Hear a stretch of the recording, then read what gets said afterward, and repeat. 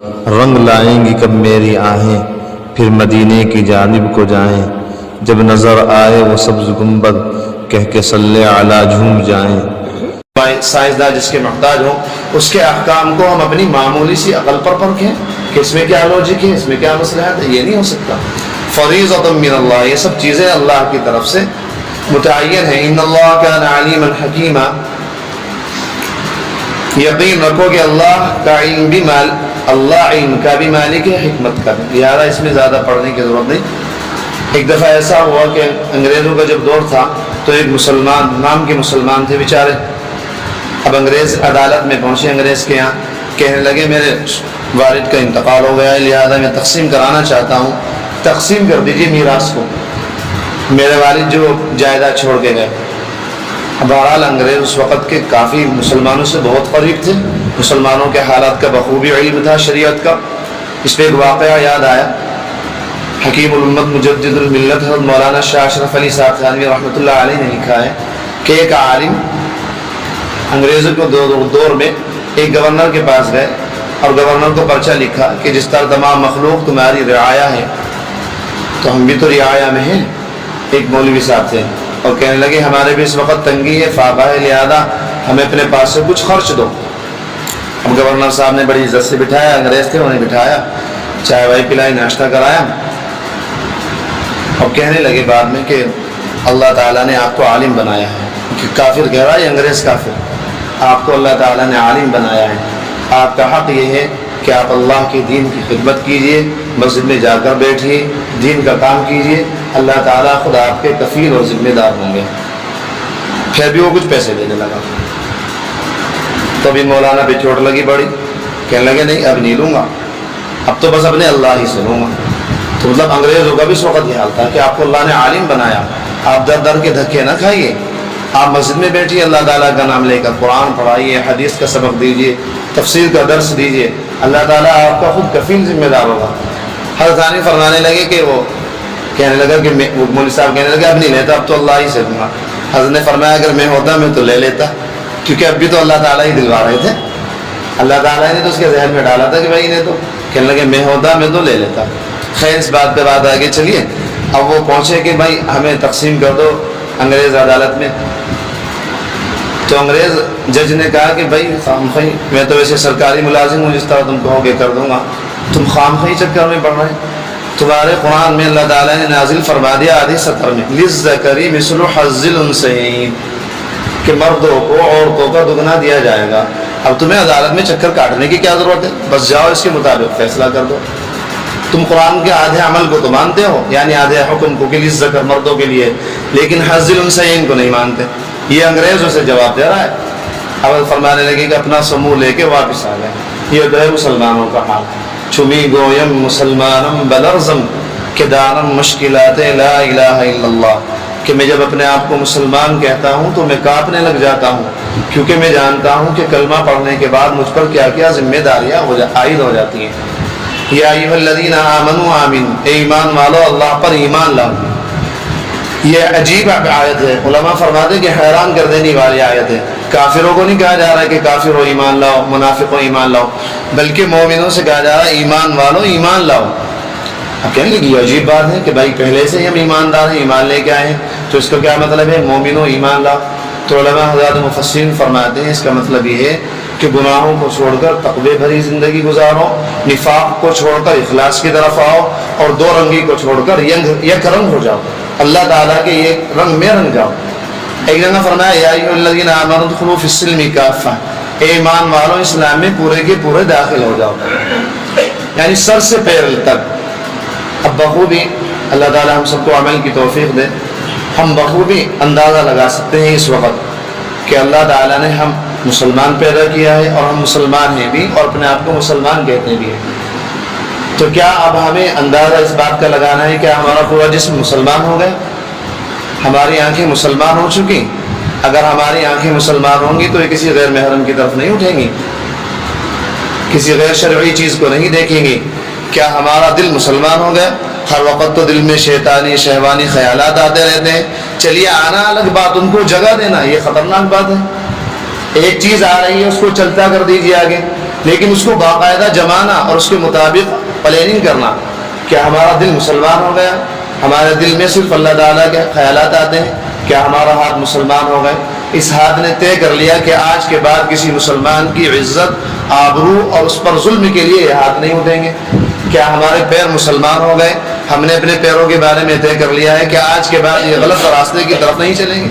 تو یہ مسلمان چمی گویم مسلمانم بلرزم کہ دانم مشکلات لا الہ الا اللہ، یہ شہادت گہے الفت میں قدم رکھنا ہے. لوگ آسان سمجھتے ہیں مسلمان ہونا. مسلمان ہونا آسان کام نہیں ہے. ہمارے حضرت کا ایک شعر یاد آ گیا، فرماتے ہیں جس کے چہرے پر نہ ہو نبی کی سنت، آہ کیسے معلوم ہو مومن کا مسلمان ہونا.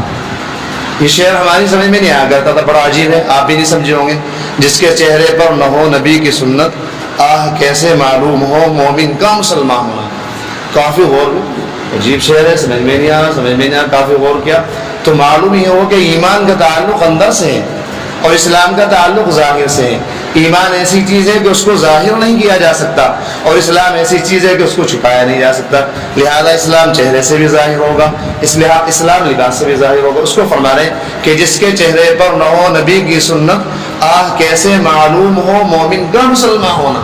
کہ کیسے معلوم ہو کہ یہ مومن ہے؟ مومن تو ہے، مسلمان ہونا کیسے معلوم ہو؟ اسلام ظاہر ہوتا ہے، اس کو چھپایا نہیں جا سکتا، اور ایمان کو ظاہر نہیں کیا جا سکتا کیونکہ ایمان کا مدار اندر سے. تو خیر بات یہ چل رہی تھی مسلمان. تو اقبال نے کہا ہے نا کہ عقل نے کہہ بھی دیا لا الہ الا اللہ، دل و نگاہ مسلمان نہیں تو کچھ بھی نہیں. کہ اگر عقل نے لا الہ الا اللہ کہہ بھی دیا، جب تک دل اور نگاہ مسلمان نہیں ہے تو کچھ بھی نہیں. تو یہ ہر وقت شیطانی شہوانی خیالات، ہر طرف نگاہیں کہیں بھی اٹھ گئیں، کدھر بھی دیکھ لیا، حرام نہ حلال کی تمیز ہے. اس کو مسلمانی زندگی تھوڑا ہی کہتے ہیں. مسلمانی اس کا نام نہیں. مسلمانی بہت اعلیٰ درجے کی چیز ہے. آپ ذرا ہمارے بڑوں کی مثالیں دیکھیں. ہمارے فرمایا کرتے ہیں کہ مسلمانی نام ہے اس کا کہ آدمی اوپر سے لے کے سر سے لے کے پیر تک اللہ تعالیٰ کی فرما برداری کرے. اب پہلے دور میں جب محققی طور پر مسلمان تھے تو ان کی ایک دو مثالیں سنیے. ہمارے نے فرمایا کہ ایک دفعہ عبداللہ ابن مبارک بہت بڑے اللہ والے گزرے، ان کا گھر بکنے لگا. قریب میں یہودی بھی تھے. یہودی یعنی عبداللہ ابن مبارک کا نہیں، یعنی یہودی کا. یہودی پڑوس میں تھا عبداللہ ابن مبارک کے. یہ بہت بڑے عالم ہیں. امام بخاری رحمۃ اللہ علیہ نے ان کا تذکرہ فرمایا ہے بخاری شریف میں، اور فرماتے ہیں بہت اعلیٰ درجے کا متقی عالم فاضل آدمی تھے. امام ابن یعنی مالک بن دینار ایک دفعہ کسی سے قلم ادھار لے لیا، اب اس کو دینا بھول گئے. یمن سے ملک شام پہنچے 1500 کلومیٹر، یاد آیا کہ فلاں آدمی سے قلم لے لیا تھا. ملک شام سے پھر 15 دن کا 1 مہینے کا اونٹ پر سفر کیا اور واپس آ کر اس آدمی کو قلم دیا کہ یہ تمہارا قلم رہ جائے. یہ تو فرماتے ہیں کہ ان کے برابر میں ایک یہودی اپنا مکان بیچنے لگا. اب یہودی سے جب لوگوں نے بات کی بھائی کتنے کا مکان بیچتے ہو، کہنے لگے 2000 دینار. مسلمان جو خریدنے والے تھے کہنے لگے بھائی عبداللہ، یعنی جس طرح کا یہ علاقہ ہے، آس پاس کا محلہ ہے، اس طرح کے محلے میں اور اس طرح کے علاقے میں عام طور پہ اس طرح کے مکانات کی قیمت 1000 دینار ہوا کرتی ہے. آپ 2000 دینار کیوں مانگ رہے ہیں؟ تو اس یہودی نے عجیب جواب دیا، اور یہودی کہنے لگا 1000 دینار مکان کی قیمت ہے اور 1000 دینار قیمت ہے عبداللہ ابن مبارک کے پڑوس. یہ تھے آپ لوگ جب آپ مسلمان تھے. ہم مسلمان تھے حقیقی طور پر تو ہمارے پڑوس کی قیمتیں بڑھ جایا کرتی تھی. آج کیا ہے؟ شوہر نے بیوی کی ناک میں دم کر رکھا، بھائی سے ناراض، دعا سلام نہیں، قطع تعلق کر رکھا. اس کا نام مسلمانی تھوڑا ہی ہے. المسلم من سلم المسلمون من لسانه ويده. مسلمان وہ ہے، اللہ کے نبی نے فرمایا حقیقی مسلمان جس کے ہاتھ سے، پیر سے، زبان سے، ہر چیز سے مسلمان محفوظ ہو جائیں. ہاتھ سے کسی دوسرے بھائی کو تکلیف نہ پہنچے. حسن نوری رحمۃ اللہ علیہ، ان کے بارے میں بتا رہا تھا، بہت بڑے عالم تھے. تو انہوں نے بادشاہ کو منع کر دیا کہ ایسے تھوڑا ہی ہوتا ہے، فتویٰ تو اللہ تعالیٰ کا حکم ہے، اللہ تعالیٰ کا حکم تھوڑا ہی بدلتا ہے. اب اس نے یہ کہا، اس نے یہ کیا کہ 3 عالموں کو قید کرا لیا بادشاہ نے. ان میں ایک تو ابو الحسن نوری رحمۃ اللہ علیہ، اور دوسرے ان کے علاوہ 2 اور لوگ. ان لوگوں کو قید کرایا اور ان کو قتل کرنے کا حکم دیا. اب جب قتل کے لیے لایا گیا، جلاد کو بلایا گیا، تو دیکھا گیا ابو الحسن نوری سب سے آگے. بادشاہ کو عقیدت بھی دی ابو الحسن نوری سے. تو اس نے چاہا کہ ابو الحسن نوری کو تو نہ قتل کیا جائے، دوسرے 2 عالم ہیں ان کو قتل کر کے ان کو ویسے ہی ڈرا دیا جائے. تو اس نے بہانہ بنا کر کہ ترتیب پلٹ جائے، یعنی ابو الحسن نوری پیچھے آ جائیں یا بیچ میں آ جائیں، کسی طرح پہلے نمبر پر کوئی اور آ جائے. تو کسی نے کہا کہ بھائی اس طرف کو لے کے چلو، انہیں جلاد کو اس طرف، ادھر قتل کریں گے انہیں، ادھر ان کی گردن ذبح کرنا. اب وہاں پہنچے تو وہاں بھی ابو الحسن نوری سب سے آگے تیسرے نمبر پر. بادشاہ یہ کہیں آ گئی، عجیب معاملہ ہے. پھر اس نے کوئی بہانے ملا کہ تیسری جگہ متعین کی، وہاں بھی ابو الحسن نوری تیسرے نمبر پر سب سے آگے. اب بادشاہ نے بلا کر کہا کہ میں چاہتا یہ ہوں کہ ان کو قتل کرا دوں، آپ کو چھوڑ دوں، مجھے آپ سے کچھ نہ کچھ عقیدت ہے، آپ ایسا کیوں کر رہے ہیں؟ اب دیکھیں یہ ہے مسلمانی، اس کا نام ہے مسلمان. کہنے لگے میرے دل میں اللہ نے یہ بات ڈالی کہ جتنا میں پہلے نمبر پر جب آؤں گا اور مجھے قتل کرنے میں کچھ نہ کچھ وقت جلاد کو لگے گا، جتنا وقت جلاد کو مجھے قتل کرنے میں لگے گا اتنا وقت میرے دو بھائی اور زیادہ جینے گے. میں اس لیے پہلے قتل ہونا چاہتا ہوں کہ جتنا وقت جلاد مجھے قتل کرنے میں لگائے گا، میرے دو بھائی جو عالم ہیں جن کو تم قتل کرنے کا ارادہ کر رہے ہو، کم سے کم ان کا اور تھوڑا سا وقت تو بڑھ جائے گا. یہ مسلمان تھے. ہمارے فرماتے ہیں آگے چلیے ایک اور مسلمانی کی مثال. جب حقیقی طور پر مسلمان تھے، ایک دوسرے کے خیر خواہ تھے، جہاں آپ کو خیر خواہی نظر نہ آئے، ایک دوسرے سے حسد، جلن، بغض، عداوت، وہاں سمجھ لیجئے دین کا بیڑا غرق ہو چکا، دین کا جنازہ نکل چکا. آج دیکھیے جگہ جگہ مسلمانوں میں اللہ ماشاء اللہ ایک آدھا آدمی آپ کو کوئی خیر خواہ ملے گا، پڑوسی سے چل رہا، بھائی سے چل رہا ہے، جی رشتہ دار سے چل رہا ہے. جہاں بس یہ معاملہ دیکھیں کہ آپ سمجھے دین کا، اسلام کا بالکل جنازہ نکل چکا. ظاہری طور پر حلیہ کچھ بھی ہو، تہجدیں چل رہی ہوں، نوافل چل رہی ہو، اشراق ہو، رات دن تسبیحات میں ہو، لیکن اگر دوسرے کے خیر خواہ ہیں، دوسرے سے حسد ہے، بغض ہے، کینہ ہے دل میں، تو یہ کوئی اسلام نہیں ہے. اسلام کا بالکل جنازہ نکل چکا ہے. ایمان کی ہوئی یہ ایمان کا کوئی اعلیٰ درجہ، مطلب اعلیٰ درجہ تو کیا ادنا درجہ بھی ایمان کا نہیں ہے. اب تیسری مثال سنیے. جب مسلمان حقیقی طور پر مسلمان تھے اور بغداد مسلمانوں کا مرکز تھا، ہمارے نے فرمایا کہ ایک آدمی کو غیر مسلموں نے، کافروں نے ایک آدمی کو بھیجا کہ بھائی یہ مسلمان جو ہیں جہاں بھی جاتے ہیں ہر طرف ان کا غلبہ ہو جاتا ہے، جہاں بھی جاتے ہیں ایک پوری مخلوق ان کی عاشق ہو جاتی ہے، خود بخود لوگ ان کا تہہ دل سے استقبال کرتے ہیں. دیکھا آپ نے جیسا ابھی قریب میں ہوا، ابھی کچھ دن پہلے ہوا، بدنام تو کرتے رہتے ہیں لوگ. تو کہنے لگا، اسے جاسوس کو بھیجا کہ جا کر دیکھیے کیا معاملہ ہے. اب خیر وہ صاحب پہنچے وہاں بغداد میں، اس وقت تو علمی مرکز تھا، وہ بڑے بڑے امام ابو حنیفہ جلیل خود بڑے بڑے امام وہاں تھے. اب جیسے ہی وہ پہنچے تو تھکا آدمی سفر میں تھکا ہوا ہوتا ہے، بھوک بھی لگتی ہے، تو وہ سیدھا ہوٹل میں پہنچ گئے کھانے کے لیے. وہ غیر مسلم جو تھا وہ ہوٹل میں پہنچ گیا. اب ہوٹل میں جیسے ہی پہنچا، کھانا لگوایا، کھانا شروع کیا، تو اس غیر مسلم نے محسوس کیا کہ کوئی آدمی مجھے مسلسل دیکھ رہا ہے گھڑی گھڑی. میں اس کی طرف دیکھتا ہوں تو نظر نیچی کر لیتا ہے، میں کھانے میں لگتا ہوں پھر میری طرف دیکھتا ہے. خیر اس نے سوچا ویسے ہی دیکھ رہا ہوگا کہ میں اجنبی ہوں. اب وہ کھانے سے فارغ ہوا، فراغت کے بعد اب وہ ہوٹل والے کے پاس، مالک کے پاس پہنچا. کہنے لگا بھائی کتنا بل ہو گیا، کتنے پیسے ہو گئے کھانے کے؟ کہنے لگا آپ کے پیسوں کی ادائیگی ایک صاحب نے کر دی جو آپ کے سامنے بیٹھے تھے. انہوں نے مجھ سے کہا کہ یہ صاحب مہمان لگتے ہیں اور مہمان ہیں، لہذا ان کا آج کی مہمان نوازی میرے ذمے، ان کے پیسے میرے پیسوں سے کاٹ لو. اور وہ اللہ کے بندے اتنے مخلص، اسے بتا کے بھی نہیں گئے، نہ شکریہ کی کوئی ضرورت سمجھی. اب جیسے ہی باہر نکلے اس کے دل پر بڑا اثر ہوا کہ اچھا مسلمان ایسے ہوتے ہیں. بتایا اس نے صرف اتنا محسوس کر لیا کہ اجنبی آدمی، مسافر آدمی ہے، لہذا میں نے پیسے دے دیے. اب یہ صاحب باہر نکل کے انہیں کچھ اور ضرورت پڑی دکان سے لینے کی. اب ایک دکاندار کے پاس گئے. یہ اس وقت کی باتیں بتا رہا ہوں جب آپ حقیقی طور پر مسلمان تھے. اب تو صرف سرکنڈا ہے، گنے کی شکل ہے، صرف گنا الگ چیز ہوتی ہے، سرکنڈا الگ، شکل ایک ہوتی ہے لیکن گنا رس سے بھرا ہوا ہوتا ہے اور سرکنڈا کانا بالکل اندر سے کھوکھلا ہوتا ہے. اس وقت تو ہماری یہ حالت ہے. یہ اس وقت کی بات بتا رہا جب حقیقی طور پر مسلمان تھے. تو یہ صاحب باہر نکلے، ایک دکاندار کے پاس گئے، کہنے لگے فلاں چیز چاہیے آپ کے پاس؟ کہنے لگے جی ہے، اور اتنی قیمت میں ہے. تو انہوں نے کہا دے دو. تو کہنے لگے دکاندار کہنے لگا میری ایک رائے ہے، مشورہ ہے کہ وہ جو فلاں سامنے دکاندار ہے آپ اس سے لے لیجیے یہ چیز، اتنی ہی قیمت میں وہ آپ کو دے دے گا. خیر انہوں نے زیادہ توجہ نہیں کی، ہم وہاں چلے گئے، اس سے لے لی، اس نے دے دی.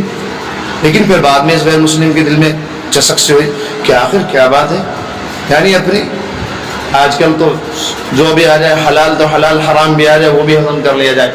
باقاعدہ ہی چاہتے ہیں کہ دوسرے سامنے والے کی دکان بالکل چلے ہی نہ. اب یہ صاحب اس دکاندار کے پاس گئے کہ کیا معاملہ ہے، آپ کے پاس چیز تھی نہیں، یہ آپ نے دینا مناسب نہیں سمجھا، کوئی بات تھی، کیا بات ہے بتائیے؟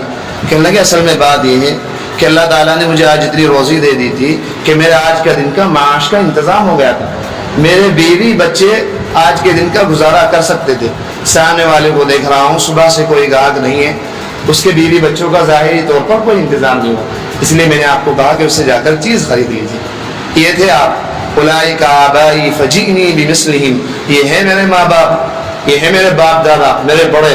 اولئک آبائی فجئنی بمثلہم اذا جمعتنا یا جریر المجامع، ذرا ان جیسے لا کے دکھاؤ۔ یہ حقیقی طور پر مسلمان ہے، اس کو کہتے ہیں۔ اب ایک اور واقعہ سنیے، آخری واقعہ، یعنی یہ تو پڑوس کا حق ہے، نسبت کا لحاظ رکھنے والے کہاں تک لحاظ رکھتے ہیں۔ ہمارے حضرت نے فرمایا کہ ایک صاحب حج کے لیے گئے، بوڑھے آدمی تھے، بڑے عاشق تھے اللہ تعالیٰ کے نبی اکرم صلی اللہ علیہ وسلم کے ہاتھ میں ہمیا نہیں رہتی تھی، آج کل تو بیلٹ رہتی ہے اس کو باندھ لیتے ہیں، پہلے ہمیا نہیں ہوتی تھی کپڑے کی، اس کو باندھ لیتے تھے، ہاتھ میں رکھ لیتے تھے، اس میں ریال وغیرہ جو بھی ہوں گے اس وقت کی کرنسی وہ رہتی تھی۔ تو یہ بڑے میاں حج کے لیے گئے، اب روزانہ آتے جاتے تھے، حرم میں ایک راستے ہی کو آتے جاتے تھے کیونکہ چور تو ہر جگہ ہوتے ہیں، اور اب سے تقریباً 70-80 سال پہلے، 100 سال پہلے تو عرب کی حالت اتنی بدامنی کی تھی۔ حضرت شیخ زکریا رحمۃ اللہ علیہ عابدی میں فرماتے ہیں کہ جب ہم سفر میں گئے تو باقاعدہ قافلے لٹ جایا کرتے تھے، بدو پڑے رہتے تھے راستوں میں، اور جو وہ یعنی اونٹ لے جانے والے تھے وہ ایسی جگہ کو لے جایا کرتے تھے چھپتے چھپاتے، عجیب خطرناک جگہ کو، کہ یہاں جو ہے قافلے لوٹنے والے نہیں ہوتے۔ اس وقت بدامنی کا اتنا عالم تھا۔ تو خیر اس وقت کا یہ دور تھا، تو ایک چور نے دیکھ لیا کہ بھائی بڑے میاں آتے جاتے رہتے ہیں، کمزور سے بھی ہیں، لہذا ان کے تھیلے میں کچھ مال ہے، اس کو چرا لیا جائے۔ تو اب ایک دن حرم جا رہے تھے نماز کے لیے، اب وہ چور آیا اور اس نے تھیلا چھینا اور چھین کر بھاگ گیا۔ ہم ان کو دیکھیے حضرت والا، یہ اللہ کے عاشق، مڑ کے بھی نہیں دیکھا کون لے گیا، بس محسوس ہوا کوئی لے گیا بھاگ گیا آگے چل۔ اب یہ چور تھوڑا سا آگے چلا تو اس کی آنکھوں کی بینائی غائب، اندھا ہو گیا۔ اب اس نے ویسے ہی مل کے دیکھا کیا ہوا، کیا ویسے ہی کچھ اندھیرا آ گیا ہو۔ بعض دفعہ ایسا ہوتا ہے جیسا ہمارے آنکھوں کے سامنے اس وقت دنیا کا موتیا بند ہے نا، اللہ تعالیٰ جس طرح دنیا کا موتیا بند آ جاتا ہے، ظاہری طور پر کچھ نظر نہیں آتا، آپریشن کرانا پڑتا ہے، لینس ڈلانے پڑتے ہیں۔ دعا کیجیے اللہ تعالیٰ ہمارا باطنی موتیا بند بھی ختم فرما دے۔ جس دن ہمارا باطنی موتیا بند ختم ہو گیا اور ہماری باطن کی آنکھ کھل گئی تو اللہ کو ایک لمحے کے لیے ناراض کرنا ہمیں اپنی موت سے بدتر نظر آئے۔ یہ حقیقت اللہ تعالیٰ ہماری حقیقی بصیرت کھول دے۔ تو خیر بڑے میاں نے، اب اس کی آنکھوں کی بینائی چلی گئی، ابھی آگے چلانے لگا، شور کرنے لگا کہ بھائی مجھے پہنچا دو، مجھے نظر نہیں آ رہا، کوئی میرا ہاتھ پکڑ لے۔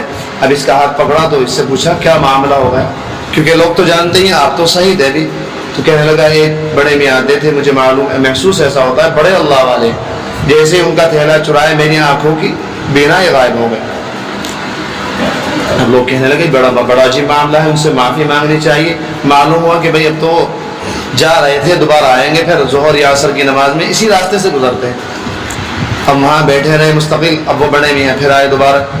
اب اس کو کہا کہ وہ بڑے میاں آ گئے، لے جا کے ان کے قدموں میں ڈال دیا، کہنے لگا حضرت معاف فرما دیں، اللہ کے لیے مجھے معلوم نہیں تھا آپ کون ہیں، آپ کی جب سے میں نے چوری کی ہے، جب سے آنکھوں تو دکھنا بالکل بند ہو گیا۔